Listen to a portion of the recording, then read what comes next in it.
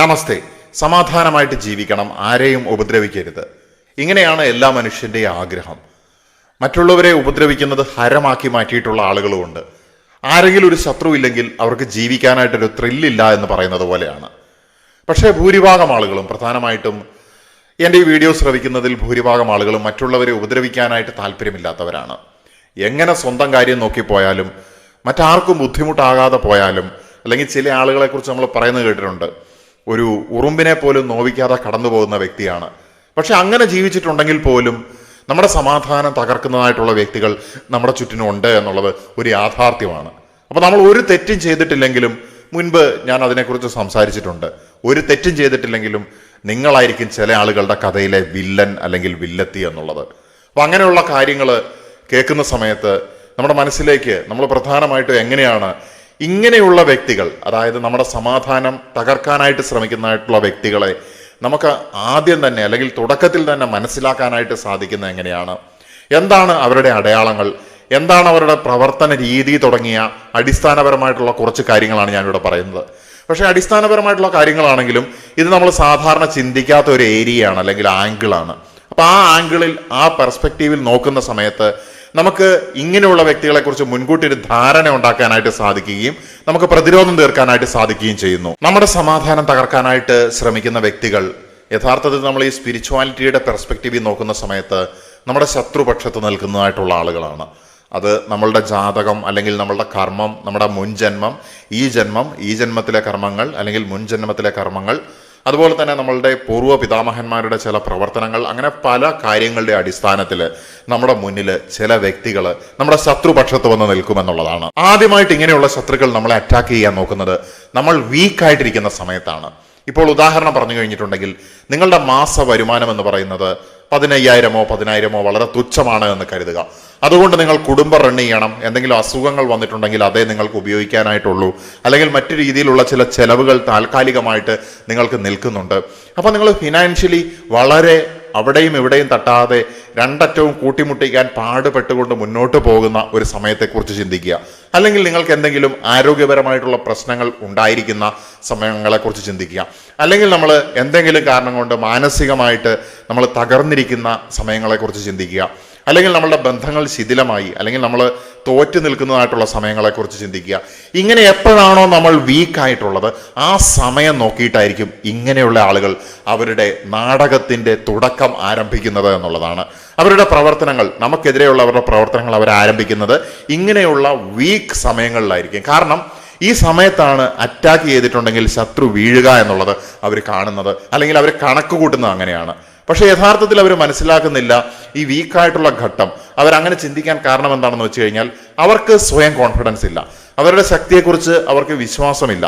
അതുപോലെ തന്നെ ഈ ഓപ്പോസിറ്റ് നിൽക്കുന്ന കക്ഷി വീക്കാണെങ്കിൽ മാത്രമേ അറ്റാക്ക് ചെയ്യുള്ളൂ എന്ന് പറയുമ്പം ഈ വ്യക്തികൾക്ക് ധൈര്യവുമില്ല എന്നുള്ളതാണ്.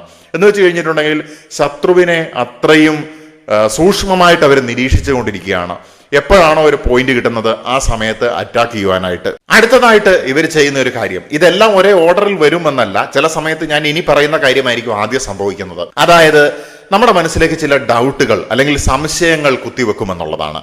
അത് നമുക്ക് ആദ്യം മനസ്സിലാവില്ല, പക്ഷേ വളരെ സൂക്ഷ്മമായിട്ട് ഇവർ നമ്മുടെ കോൺഫിഡൻസിനെ തകർക്കാൻ വേണ്ടി ശ്രമിക്കും. കാരണം സ്ട്രോങ് ആയിട്ടുള്ള മൈൻഡുള്ള ഒരാളെ അറ്റാക്ക് ചെയ്തിട്ടുണ്ടെങ്കിൽ അയാളെ വീഴ്ത്താനായിട്ട് സാധിക്കില്ല. അതുകൊണ്ട് ആദ്യം തന്നെ ഇത് അറിയാവുന്നത് കൊണ്ട് തന്നെ അവരെന്ത് ചെയ്യും, ഈ മനസ്സിനെ, അയാളുടെ കോൺഫിഡൻസിനെ എങ്ങനെ തകർക്കാം, അയാളുടെ വ്യക്തിത്വത്തിനെ കുറിച്ചായിരിക്കും, അയാളുടെ ഫിനാൻസിനെ കുറിച്ചായിരിക്കും, അയാളുടെ ബന്ധങ്ങളെ കുറിച്ചിട്ടായിരിക്കും, അല്ലെങ്കിൽ അയാളുടെ നിലനിൽപ്പിനെ തന്നെയായിരിക്കും ചോദ്യം ചെയ്യുക, സംശയങ്ങൾ വിതറുക എന്നുള്ളത്.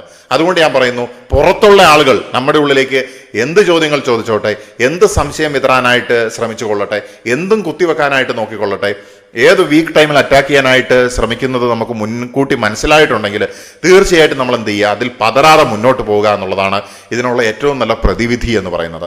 നമ്മുടെ മനസ്സിന്റെ കോൺഫിഡൻസ് തകർക്കാനായിട്ട് ആരെയും സമ്മതിക്കരുത്. വേറൊരു മനുഷ്യനെ അവന്റെ വൃത്തികെട്ട കാലുകൾ കൊണ്ട് നമ്മുടെ ഹൃദയത്തിലൂടെ നടക്കാനായിട്ട് അനുവദിക്കരുത് എന്നുള്ളതാണ് ഏറ്റവും പ്രധാനപ്പെട്ട സത്യം എന്ന് പറയുന്നത്. പ്രൊവോക്ക്, ട്രിഗർ, ഇൻസൾട്ട്, ഈ 3 കാര്യങ്ങൾ നിങ്ങളെ പ്രൊവോക്ക് ചെയ്യാനായിട്ട് നോക്കും. അതായത് നിങ്ങളെ വൈകാരികമായിട്ട് ഉള്ള പൊട്ടിത്തെറികൾ നിങ്ങളുടെ ഭാഗത്ത് നിന്ന് ഇവർ പ്രതീക്ഷിക്കുകയാണ്. അതുകൊണ്ട് തന്നെ അവർ നമ്മളെ ഇൻസൾട്ട് ചെയ്യും, നമ്മൾ തിരിച്ചും അവരെ ഇൻസൾട്ട് ചെയ്യണം. അങ്ങനെ നല്ല രീതിയിൽ പോയിക്കൊണ്ടിരിക്കുന്ന ഒരു മനുഷ്യനെ ഇവരുടെ നിലവാരത്തിലേക്ക് താഴ്ത്തിക്കൊണ്ടുവരിക. അതിനുശേഷം അവര് വിക്റ്റിമായിട്ട് അഭിനയിക്കുക. ഇതാണ് ഇങ്ങനെയുള്ള മാനിപ്പുലേറ്റേഴ്സിന്റെ, അല്ലെങ്കിൽ നമ്മളെ അനാവശ്യമായിട്ടൊരു മനുഷ്യന്റെ സമാധാനം തകർക്കാനായിട്ട് വരുന്ന വ്യക്തികളുടെ ഒരു പാറ്റേൺ എന്ന് പറയുന്നത്. വളരെ ശ്രദ്ധാപൂർവം ചിന്തിക്കേണ്ട ഒരു പോയിന്റാണിത്. അതായത് ഇവർ നമ്മളെ പ്രൊവോക്ക് ചെയ്യിപ്പിക്കുന്നത് എന്തിനാണെന്ന് വെച്ച് കഴിഞ്ഞിട്ടുണ്ടെങ്കിൽ, നമ്മൾ അവരെ പോലെ റിയാക്ട് ചെയ്യുമ്പം നമ്മളുടെ ആ വില കുറച്ച് കാണിക്കുക മാത്രമല്ല, എന്തെങ്കിലും രീതിയിൽ ലീഗലായിട്ടോ അല്ലെങ്കിൽ മറ്റെന്തെങ്കിലും രീതിയിലോ നമ്മൾ പറഞ്ഞ കാര്യത്തിനെ റെക്കോർഡ് ചെയ്യുക. ഇപ്പോൾ ഉദാഹരണത്തിന് ഒരു ഫോൺ കോൾ ആയിരിക്കും, അതിൽ കൂടെ നമ്മളെ പ്രൊവോക്ക് ചെയ്യാനായിട്ട് ശ്രമിക്കുമ്പോൾ നമ്മൾ അതും ഇതും ഒക്കെ പറഞ്ഞു, ചീത്ത പറഞ്ഞു. അപ്പൊ ഇതെല്ലാം റെക്കോർഡ് ചെയ്തിട്ട് പബ്ലിക് കേൾക്കുന്ന സമയത്ത് മൂന്നാമതൊരാൾ കേൾക്കുമ്പോൾ അയാൾ നോക്കുമ്പോൾ ആരാണ് ഈ കഥയിലെ വില്ലനായിട്ട് മാറുന്നത്? അതായത് ഈ പ്രൊവോക്ക് ചെയ്യപ്പെട്ട വ്യക്തിയാണ്. അപ്പൊ ലോസ് ഓഫ് കൺട്രോൾ ആണ്. ഇവർ നമ്മളെ പ്രൊവോക്ക് ചെയ്യാനായിട്ട് ശ്രമിക്കുന്ന സമയത്ത്, നമ്മളെ ട്രിഗർ ചെയ്യാനായിട്ട് ശ്രമിക്കുന്ന സമയത്ത്, നമ്മളെ ഇമോഷണലി റിയാക്ട് ചെയ്യാനായിട്ട് ശ്രമിക്കുന്ന സമയത്ത്, ഡിസ്റെസ്പെക്റ്റ് നമ്മളിൽ നിന്ന് അല്ലെങ്കിൽ അവരും അത് തരുന്ന സമയത്ത്, നമ്മളിങ്ങനെ ഇമോഷണൽ റിയാക്ഷൻ നടത്തുന്ന സമയത്ത് നമ്മളെ തന്നെ അല്ലെങ്കിൽ നമ്മുടെ കൺട്രോള് ലോസ് ആകുകയാണ് ചെയ്യുന്നത്. അതുകൊണ്ട് ഞാൻ പറയുകയാണ്, ഇങ്ങനെയുള്ള കാര്യങ്ങളൊക്കെ നടക്കുമ്പോൾ നമ്മൾ സിനിമയിൽ കണ്ടിട്ടുണ്ട്, ഇന്നസെന്റിന്റെ കഥാപാത്രം ഇപ്പൊ തേങ്ങ ഉടയ്ക്കും എന്ന് പറയുന്ന സമയത്ത് ഇങ്ങനെ കൈകെട്ടി നോക്കി നിൽക്കുന്ന ആ സീൻ നമുക്ക് ഓർമ്മയുണ്ട് എന്നുള്ളതാണ്. അതാണ് ഏറ്റവും നല്ല സ്റ്റാൻഡ് എന്ന് പറയുന്നത്. എത്ര നാടകങ്ങൾ അരങ്ങേറിയിട്ടുണ്ടെങ്കിലും എത്രമാത്രം ഒച്ചപ്പാടുകൾ ഉണ്ടായിട്ടുണ്ടെങ്കിലും നമ്മൾ റിയാക്ട് ചെയ്യേണ്ട ആവശ്യമില്ല. നമ്മുടെ ഭാഗത്താണ് സത്യം, നീതി, ധർമ്മം, ന്യായം എന്നുണ്ടെങ്കിൽ നമ്മൾ ഒന്നും ചെയ്തില്ലെങ്കിലും നമ്മൾ പ്രതികാരം ചെയ്യേണ്ട ആവശ്യമില്ല. നമ്മൾ നമ്മളെ പ്രൊട്ടക്റ്റ് ചെയ്യണം. ഒന്നും ചെയ്യില്ല എന്ന് പറയുന്ന സമയത്ത് ആ ഒരു കാര്യം വളരെ പ്രധാനമാണ്. തെറ്റിദ്ധരിക്കാനായിട്ട് പാടില്ല. അതായത് നിസ്സംഗമായിട്ട് നിൽക്കുകയല്ല, നമ്മളുടെ ബൗണ്ടറീസ്, നമ്മളുടെ അസേർട്ടീവായിട്ട് നമുക്ക് യെസ് പറയേണ്ടടുത്ത് യെസ്സും നോ പറയേണ്ടടുത്ത് നോയും പറയാനായിട്ട് സാധിക്കണം, വിത്തൗട്ട് പാസിവിറ്റി ഓർ അഗ്രഷൻ. ആ ഒരു കാര്യം, നമ്മളുടെ പ്രൊട്ടക്ഷൻ, നമ്മളുടെ ബൗണ്ടറി ക്ലിയർ ആയിട്ട് നമുക്ക് നിലനിർത്താനായിട്ട് സാധിച്ചിട്ടുണ്ടെങ്കിൽ ബാക്കി കാര്യങ്ങൾ നമ്മൾ വേറെ പ്രതികാരം ഒന്നും ചെയ്യേണ്ട ആവശ്യമില്ല. അത് പ്രപഞ്ചം ചെയ്തുകൊള്ളും, അത് കർമ്മം ചെയ്തുകൊള്ളും. മറ്റുള്ളവരെ ഇങ്ങനെ അനാവശ്യമായിട്ട് ആക്രമിക്കുന്ന ആളുകളുടെ ഒരു പ്രധാന സ്വഭാവമാണ് ഓവർ തിങ്കിങ് എന്ന് പറയുന്നത്. ഈ ഓവർ തിങ്കിങ് എന്ന് പറയുന്നത് അവരുടെ മനസമാധാനത്തിനെ തന്നെ നശിപ്പിക്കുന്ന ഒരു സംഗതിയാണ്. അത് അവർക്ക് നല്ലപോലെ അറിയാം.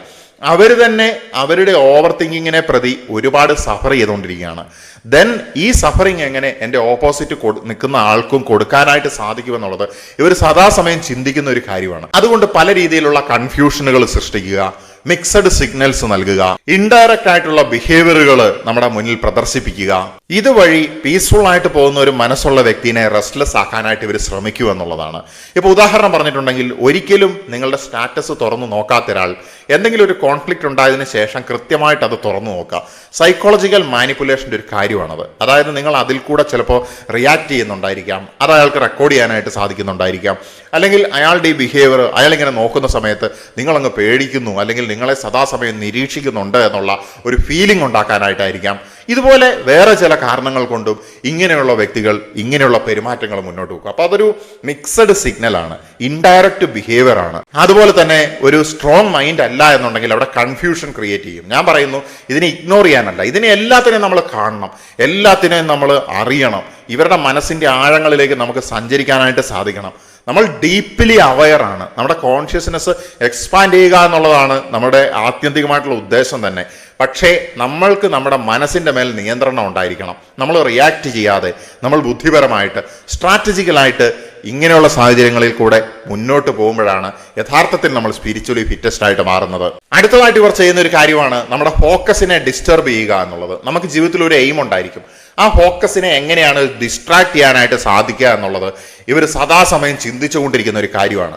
അതുകൊണ്ട് നിങ്ങൾ ചെയ്തുകൊണ്ടിരിക്കുന്ന കർമ്മത്തിൽ നിന്ന് അതിനെ തടസ്സപ്പെടുത്തുന്നതിന് പകരം നിങ്ങളെ എങ്ങനെ ഡീവിയേറ്റ് ചെയ്തിട്ട് വേറൊരു മേഖലയിലേക്ക് നിങ്ങളുടെ എനർജീനെ വഴിതെറ്റിച്ച് ചാനൽ ചെയ്ത് കൊണ്ടുപോകാനായിട്ട് സാധിക്കും എന്നുള്ളത് ഇവരെപ്പോഴും ശ്രമിച്ചുകൊണ്ടിരിക്കുന്ന ഒരു കാര്യമാണ്. അതുകൊണ്ട് തന്നെ അവർ ചിലപ്പോൾ പല രീതിയിലുള്ള തോട്ട്സിലൂടെ, വേറെ വ്യക്തികളിൽ കൂടെ, അല്ലെങ്കിൽ നമ്മുടെ കർമ്മ മേഖലയിൽ എന്തെങ്കിലും രീതിയിൽ തടസ്സം ഉണ്ടാക്കാൻ പറ്റുമോ, ജീവിതത്തിന്റെ ഫ്രീ ഫ്ലോയിൽ എങ്ങനെ നിങ്ങളെ കൊടുക്കാനായിട്ട് സാധിക്കും, ഇതൊക്കെ ഇവർ എപ്പോഴും ചിന്തിച്ചുകൊണ്ടിരിക്കും.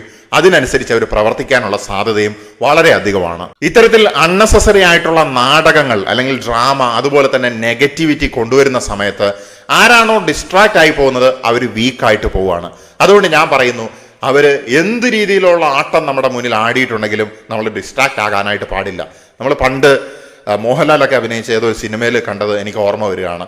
അതായത് ഈ ചില പ്രേത സിനിമകളിലൊക്കെ നമ്മൾ കണ്ടിട്ടുണ്ട്, യക്ഷി കഥകളിലൊക്കെ. അതായത് ഈ പൂജ ചെയ്ത് അല്ലെങ്കിൽ നിങ്ങൾ തിരിച്ചു വരുന്ന സമയത്ത് പുറകോട്ട് തിരിഞ്ഞു നോക്കാൻ പാടില്ല എന്ന് പറഞ്ഞ പോലെ, പുറകിൽ എന്ത് രീതിയിലുള്ള അലർച്ച കേട്ടാലും കരച്ചിൽ കേട്ടാലും ഡ്രാമ നടന്നാലും തിരിഞ്ഞു നോക്കാതെ മുന്നോട്ട് പോവുക എന്നുള്ളത് ഈ ഒരു സമയത്ത് രക്ഷപ്പെടാനുള്ള ഒരു ഉപാധിയാണ്. അടുത്തതായിട്ട് ഇവർ ചെയ്യുന്ന ഒരു സ്ട്രാറ്റജിയാണ് നമ്മളെ ഐസൊലേറ്റ് ചെയ്യിപ്പിക്കുക എന്നുള്ളത്. നിനക്കൊപ്പം ആരുമില്ല, ഫീലിംഗ് എലോൺ, അത് നമുക്കുണ്ടാകണം. എനിക്കൊപ്പം ആരുമില്ലല്ലോ എന്നുള്ള തോന്നൽ, അത് വാക്കുകളിൽ കൂടെ ചുറ്റിനുള്ള ആൾക്കാരിൽ പല കാര്യങ്ങൾ പറഞ്ഞ് അവരെ മാനിപ്പുലേറ്റ് ചെയ്യുന്നത് വഴി, പരദൂഷണം പറയുന്നത് വഴി, ഇങ്ങനെ പല രീതിയിൽ ആൾക്കാരെ ഇവർ തിരിക്കാനായിട്ട് ശ്രമിക്കും. ചിലപ്പോൾ ദൂരെ ഇരുന്നുകൊണ്ട് ഫോണിലൂടെ ആയിരിക്കും, ചിലപ്പോൾ നേരിട്ട് കണ്ടുകൊണ്ടായിരിക്കും.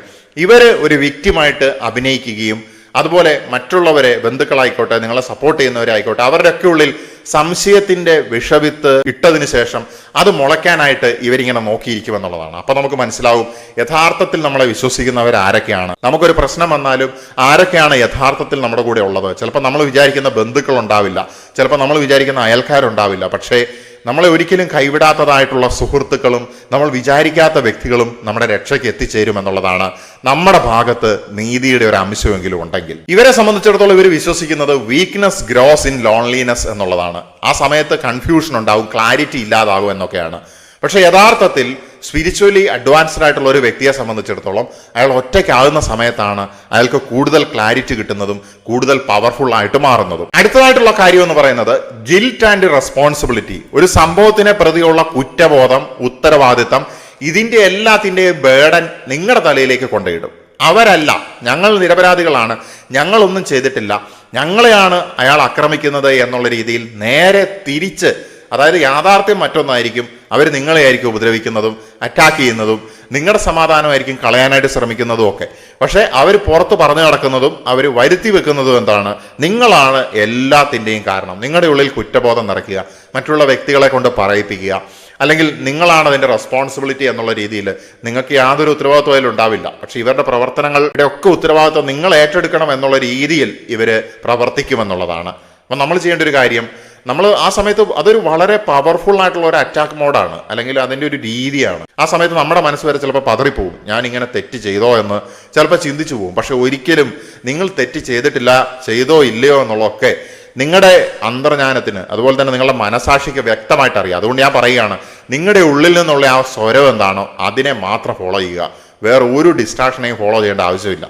അപ്പൊ ഇവർ എന്തൊക്കെ കാണിച്ചു കൂട്ടിയിട്ടുണ്ടെങ്കിലും പ്രപഞ്ചം നിങ്ങൾക്ക് വേണ്ടതായിട്ടുള്ള വ്യക്തികൾ, റിസോഴ്സസ് സമയാസമയത്ത് നിങ്ങളുടെ മുന്നിലേക്ക് എത്തിക്കും. ഇവരോടുള്ള മറുപടി കർമ്മം കൊടുക്കുകയും ചെയ്യും. ഇവരേറ്റവും ഭയക്കുന്ന ഒരു കാര്യം നിങ്ങളുടെ സ്ഥിരതയും കാംനെസ്സുമാണ്. അതുകൊണ്ട് നിങ്ങളുടെ ഇന്നർ പീസിനെ തകർക്കാനായിട്ട് പല പരിപാടികൾ ഇവർ ചെയ്തു കൂട്ടുമെന്നുള്ളതാണ്. അതുകൊണ്ട് ഒരിക്കലും നമ്മുടെ ഇന്നർ പീസിനെ തകർക്കാതെ അതിനെ എങ്ങനെ സ്ട്രോങ് ആയിട്ട് നിർത്താമെന്നുള്ള വഴികൾ നമ്മൾ ആലോചിക്കേണ്ടതുണ്ട്. അതുകൊണ്ട് തന്നെ ഇവരുടെ കാര്യങ്ങളിലേക്ക് നമ്മൾ ഓവർ തിങ്ക് ചെയ്യേണ്ട ആവശ്യമില്ല. നമ്മൾ എന്താണോ ചെയ്യേണ്ടത് നമ്മളുടെ പ്രൊട്ടക്ഷന് വേണ്ടി അത് ചെയ്യുക, നമ്മുടെ ജീവിതവുമായിട്ട് മുന്നോട്ട് പോവുക. തീർച്ചയായിട്ടും ഇവർ അറ്റാക്ക് ചെയ്യുന്നതിന് മുൻപുണ്ടായിരുന്ന നിങ്ങളുടെ ഉയർച്ചയേക്കാളും വേഗത്തിൽ പ്രപഞ്ചം നിങ്ങൾക്ക് ഉയർച്ച തരും. കാരണം നിങ്ങളുടെ ഫോക്കസ് എന്ന് പറയുന്നത് അവരെ അറ്റാക്ക് ചെയ്യുക എന്നുള്ളതല്ല, സ്വയം വളരുക എന്നുള്ളതാണ്. ആ ഒരു സന്ദേശം നിങ്ങളുടെ മുന്നിലേക്ക് ഡെലിവർ ചെയ്യാൻ വേണ്ടിയാണ് ഞാൻ ഇത്രയും നേരം സംസാരിച്ചത്. തീർച്ചയായിട്ടും ഇതിനെ പ്രപഞ്ചത്തിന്റെ ഒരു സന്ദേശമായിട്ട് ഈ ശബ്ദതരംഗങ്ങളെ നിങ്ങൾ ഉൾക്കൊള്ളുമെന്ന് ഞാൻ പ്രതീക്ഷിക്കുകയാണ്. നിങ്ങൾക്ക് വേണ്ടതെടുക്കുക, വേണ്ടാത്തിനെ ഒഴിവാക്കുക, ശക്തമായിട്ട് മുന്നോട്ട് പോവുക എന്ന് പറഞ്ഞുകൊണ്ട് തുടരുവാൻ വേണ്ടി തന്നെ നിർത്തുകയാണ്. നമസ്തേ.